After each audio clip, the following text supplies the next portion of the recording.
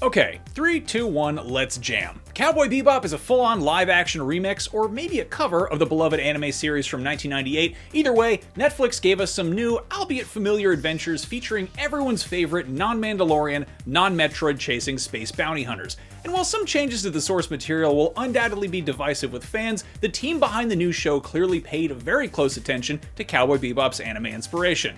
Produced by Tomorrow Studios and Sunrise Incorporated, this adaptation definitely breaks free of its source material, and we'll break down how it does, what we think that means, and what we suspect we might see if and when Netflix makes a season 2. But before we get to all that, I have to warn you, we are about to spoil all of the big stuff that went down in season 1 of the Netflix show and the original anime, which you should have watched several times by now because it rules. So if you're not caught up or you don't care what we have to say, do the Gateway Shuffle to the other side of the solar system while we get into it.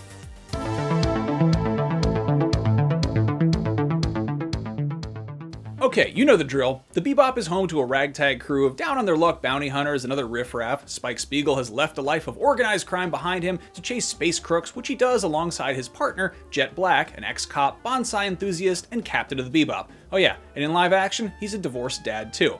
Eventually, the Bebop becomes home to rival bounty hunter Faye Valentine, an amnesiac thanks to a cryogenic deep freeze gone wrong, and then there's Ein, who is a smart dog in more than one sense of the word. Of course, all of that is out the window by the time season 1 ends. The gang has gone their separate ways, and Spike is passed out in an alleyway behind a dive bar, getting prodded by a hyperactive hacker in bike shorts. But hey, you would probably need a drink too if your fight to the death with your former best friend turned nemesis was rudely interrupted by the woman you loved shooting you out of a stained glass window and taking control of a criminal syndicate.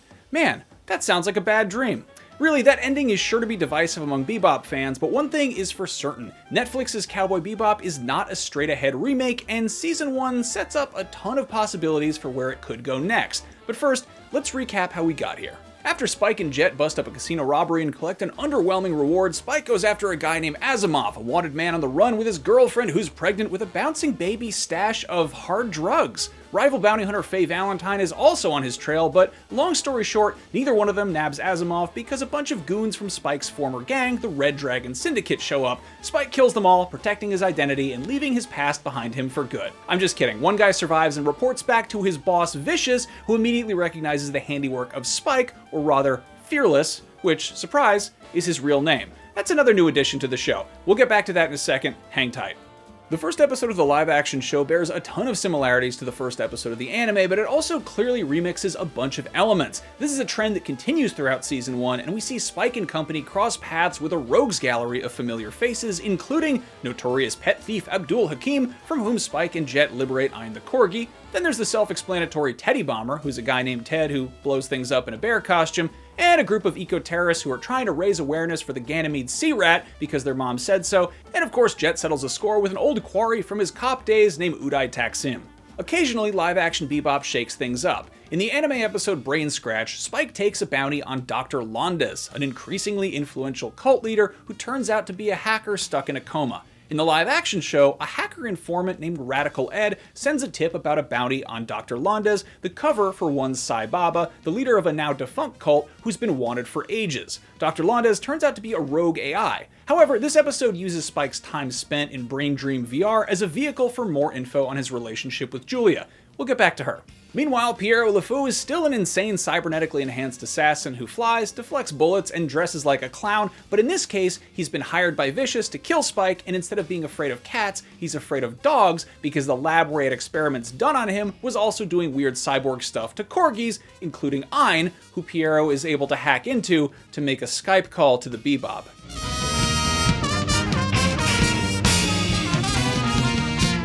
So yeah, about Vicious and Julia, they are very different characters. Instead of being veterans of the Titan War, Vicious and Spike, or Fearless, are childhood friends who climb the Red Dragon ranks together. It turns out that Caliban, a new character and one of the masked elders who runs the Syndicate, is Vicious's father, and unsurprisingly, he's not a great dad. He was also not a great dad to his other sons, Boromir, Faramir, and then Billy Butcher.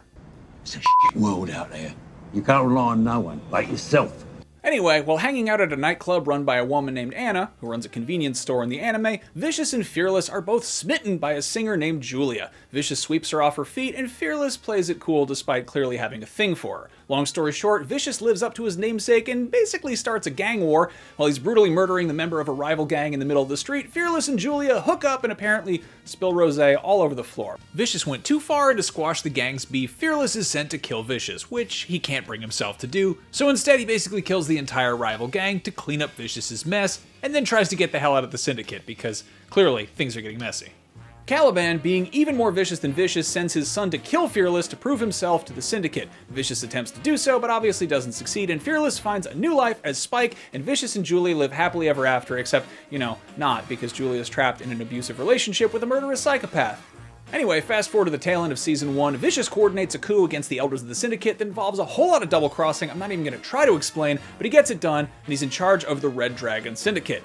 In order to get to Spike, though, he kidnaps Jet's daughter. Bear in mind that Jet basically didn't know anything about Spike's sordid past. They attempt a rescue mission, which backfires, and from that point forward, it's a whole lot like the anime episode Ballad of Fallen Angels, but with everything kind of shuffled around.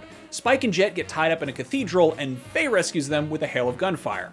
Faye and Jet's daughter book it, but Spike dramatically heads back into the church, bringing a gun to a sword fight, almost shot for shot with the anime. Just when things are getting good, Julia shows up and shoots Vicious in the chest. Spike professes his love to her, and she calls him out for leaving her to languish in an abusive relationship with Vicious, and then she shoots Spike out of the stained glass window, and honestly, you can't really blame her.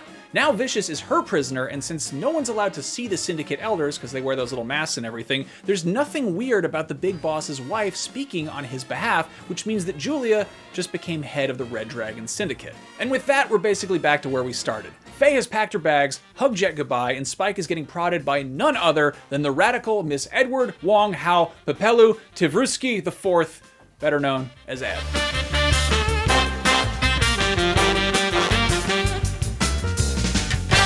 Now bear in mind, Netflix has yet to announce a Season 2 for the live-action series, but based on what does and doesn't happen this season, we have some ideas for where things could be headed. Julia made a massive heel turn, flipped the script on Vicious, and is now running the Syndicate, so we undoubtedly haven't seen the last of either of them. Julia's entire dynamic with Spike has been shifted, and it seems very likely that she could be the new villain. Obviously, Vicious is still a bad dude, but if Julia's holding him hostage, does that kind of make him the new Julia? Like, is Spike gonna take it upon himself to try and redeem his long-lost estranged brother from another dead mother, or is he gonna try to get back in Julia's good graces? In any case, before any of that happens, he's gonna need a prairie oyster or two to treat that hangover, and of course, Ed has that bounty for him, the vile, villainous veteran Vincent Villaju, who you might remember as that hallucinogenic lepidopterist from the Bebop movie. He was a big enough bounty to carry a feature film, and it seems like the show is setting him up to have a very big role in live action as well. Aside from Spike's Syndicate drama and new bounty, Faye has still got to track down her own past, and Jet's undoubtedly got some more unfinished business from his days in the ISSP, plus an ex-wife and a kid and that stepdad character he doesn't like. Also, the Teddy Bomber might be out of the picture after Venus Pop, but based on the list of bounty hunters shown in Big Shot in Dark Side Tango, Cowboy Andy is kicking around somewhere, so maybe he and Spike will find a different mark to fight over. Meanwhile, the list also includes Earl Terpsichore. In the anime, that is the late husband of VT from Heavy Metal Queen, so between that and the very detailed CG model of an interstellar truck that we saw in the Teddy Bomber episode, it seems like there's a good chance we might get some more space trucker stuff, which is good. It's good news, I think. Of course, obviously the biggest addition for Season 2 will be Ed, and she's got her whole entire backstory to dig into, plus plenty of weird hacker misadventures to go on. Personally, I'm hoping we get some episodes involving mushrooms and maybe leftover food, but in the meantime, if you're looking for more info about the live-action Bebop universe, there's a prequel novel and comic series on the way that follows more Vicious and Fearless time together as Syndicate assassins. What do you think of Cowboy Bebop? On a scale of Dragon Ball Evolution to Alita Battle Angel, how well did this live-action anime adaptation rank? And what episodes are you hoping to see Season 2 sample? And overall, what do you think's gonna happen next? Let us know in the comments. Anyway, thanks for watching this episode of Cannon Fodder. For more on Cowboy Bebop, here are all the references made to the anime. We skipped the Easter egg section of this video because there were so many, it needed its own video entirely, so check that out. And don't forget to follow and subscribe to IGN wherever you like to watch. See ya, Space Cowboys.